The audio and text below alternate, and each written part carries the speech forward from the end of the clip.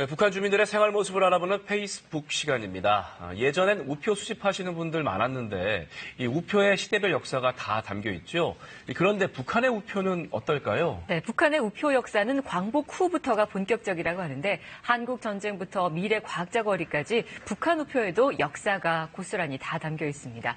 데일리NK 강미진 기자와 함께 북한의 우표 이야기 함께 나눠보겠습니다. 네, 강 기자님, 북한의 우표 역사 어떻게 되나요? 사실 북한의 우표 역사는 강복 직후부터 본격적으로 시작이 되는데요. 네.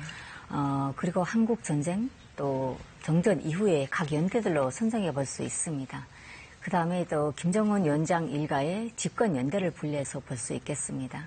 북한은 해마다 평양과 개성을 비롯해서 전국에서 우표 전시회를 진행하고 있는 것으로 알려지고 있습니다.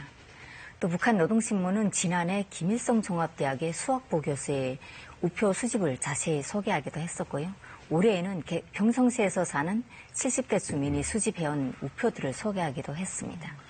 그렇다면 북한에서 처음으로 발행한 우표는 어떤 거였나요?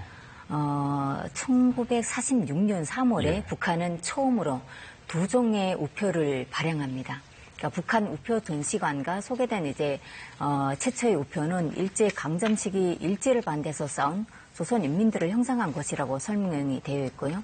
그해 8월에 정권 수립과 관련해서 김일성 주석이 초상을 처음으로 우표에 반영하게 됩니다. 정부 수립 기념 우표와 8.15 해방 기념 우표, 또 노동 법률 발표 기념 우표 등을 제작하게 되고요. 한국 전쟁이 있었던 1950년대엔 전쟁에서 이름을 남긴 영웅들과 또 군인들을 형상한 우표들이 발행이 됐고요.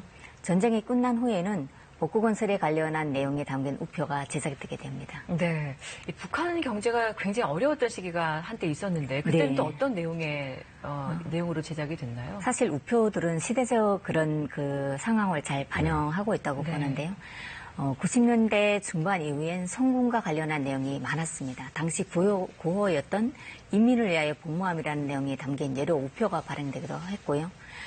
또 경제난을 극복하는 모습이 담긴 경공업 제품을 다룬 우표들이 다량 출판되기도 했었습니다.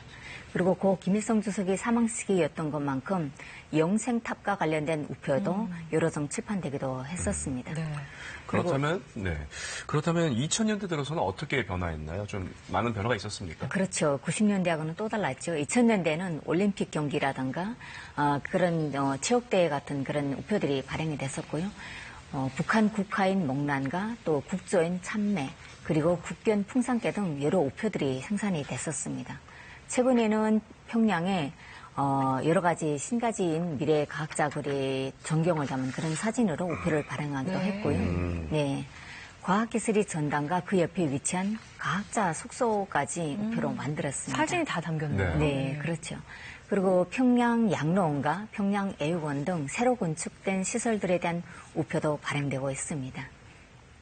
그리고 그 다음에 평양 국제비행장이라든가 항공 역사를 자랑하는 우표도 제작됐습니다. 네. 최근에는 북한의 경제가 일정 부분 좀 변화가 보이는데 이런 변화상을 담은 그런 내용도 제작이 되나요? 네, 맞죠. 지난해 북한이 발행한 우표들에는 북한 군 창건과 정권 수립과 관련한 우표들과 또 대집단 예술 체조 아리랑 공연을 형성한 우표들이 발간됐습니다.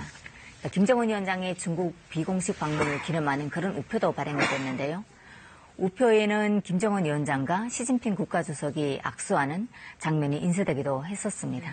올해는 노동조기군 창건 60주년을 기념하는 우표라든가 김정은 위원장의 신년사를 반영한 여러 우표들이 출판되기도 했습니다. 그리고 우표들에서는 경제 전반의 활성화의 돌파구를 열어나가는 과정과 또 북한 문화의 발전과 자의적 국방력을 강조하는 내용이 실리기도 했습니다. 네. 네, 페이스북 오늘은 북한의 우표에 대해서 살펴봤습니다. 잘 봤습니다. 고맙습니다.